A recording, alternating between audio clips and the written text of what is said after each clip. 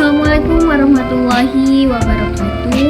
Oke, baik, sebelum saya lanjut untuk mempraktikkan cara membuat penomoran halaman yang bervariasi dengan menggunakan page break, di sini saya ingin memperkenalkan diri dulu.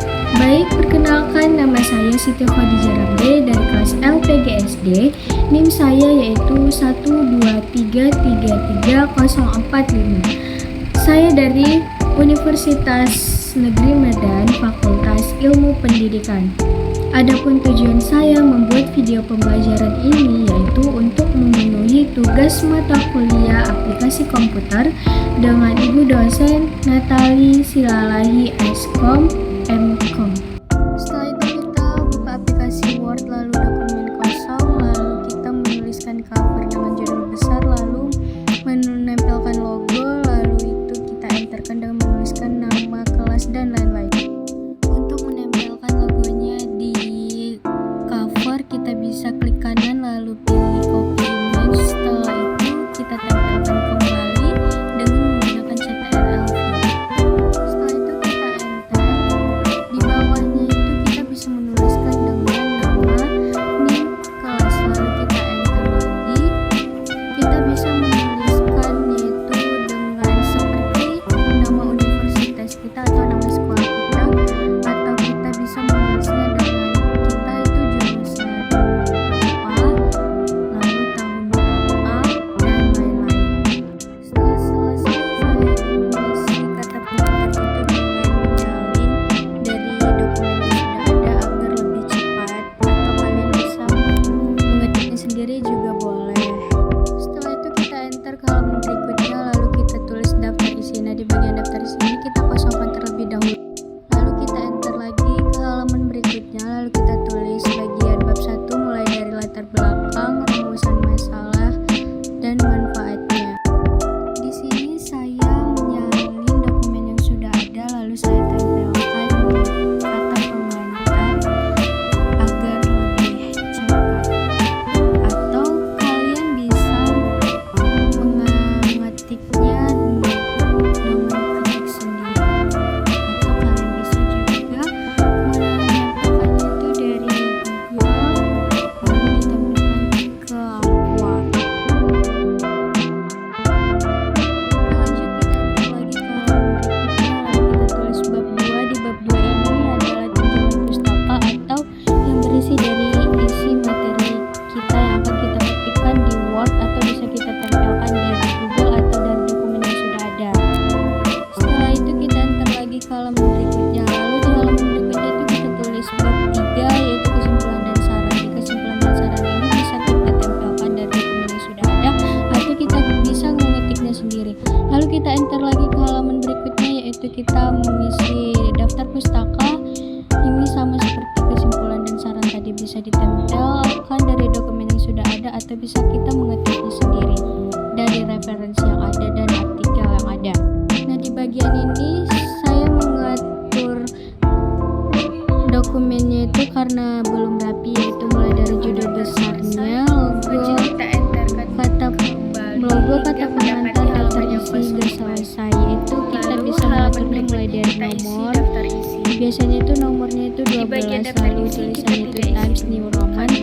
Lalu kita buat judul besarnya itu huruf besar dengan CTRL-B untuk menebalkan huruf. Begitu juga dengan subjudul yang ada di dokumen tersebut.